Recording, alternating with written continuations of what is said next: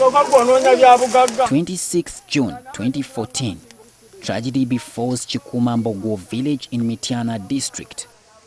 After 3 days of a frantic search for 9-year-old Lydia Babiri, who mysteriously went missing from her parents' home a few days earlier, her tattered body was found in this forest.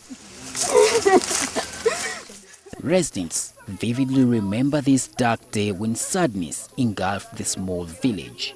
The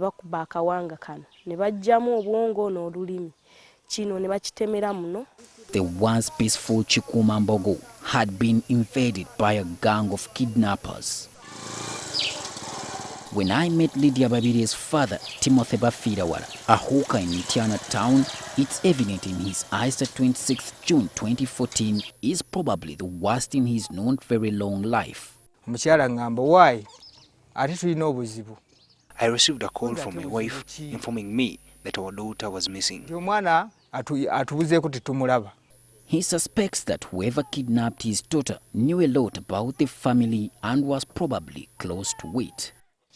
The kidnapper must have known us very well as a family, and he knew that my job kept me on the move. Days after the fateful day, he picked a shoe from the spot where Babiri was allegedly kidnapped. He believes this gives a portrait of the kind of person who took away his daughter and later murdered her. I got suspicious on the shoe. It had marks on it that are similar to a motorcycle's gear.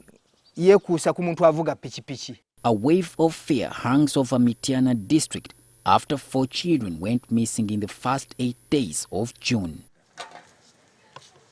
It's a somber mood here at Samuel Kasolo's home, a resident of Katakala village. Last week, his 3-year-old boy Clive Chisitu was also kidnapped by unknown people.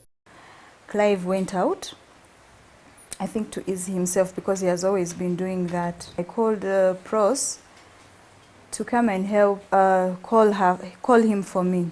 So Pros went to call him for me, and then she told me that I'm seeing only Clive's slipper and his pair of shorts on the veranda. So I was like, are you sure? Like Bafirawara, this couple suspects that Clive's kidnapper knew their family quite well. They told me that a few days after Clive's disappearance, unidentified people called them demanding ransom to release the boy. The anonymous caller warned us against involving the police and asked us to pay 100 million shillings. Clive was the 4th child to be kidnapped in this area. The parents of the missing children told NTV that the kidnappers hide near latrines and bathrooms from where they grabbed the children. Whoever kidnapped Clive must have used the advantage of the bushy environment behind here. That means this person could have come watching Clive enter this latrine to ease himself and then kidnapped him. All that was found was just one slipper and his pair of shorts. Clive is dearly missed at home. I miss his crawling of the suitcase. He has a suitcase. He loves pulling in the house and making noise. When you're trying to concentrate, he comes and confuses you. But the family is hanging on to hope that one day Clive will return home after outsmarting his tormentors. But we have hope that one day, one morning or evening, afternoon, we'll have to get a call telling us about Clive's whereabouts. I also met this lady in Katakala village. She claims that her children narrowly escaped the news of the kidnappers. According to Mityana police, 2 suspects have been arrested. The suspects, we have them in police custody. There are 2. Residents fear that the mushrooming shrines and traditional healers could be behind the disappearance of the children, who are probably used to perform rituals. But when I engaged some of the traditional healers, they denied the allegations.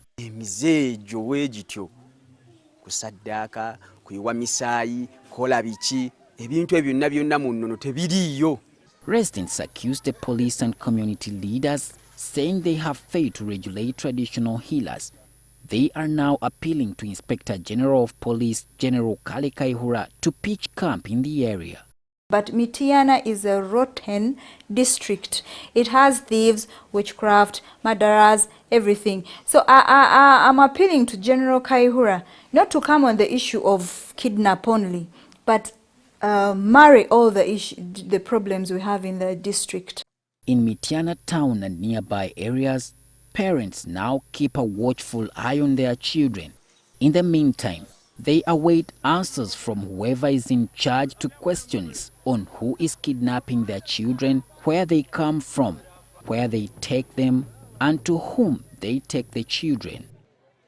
Solomon Kawesa, NTV.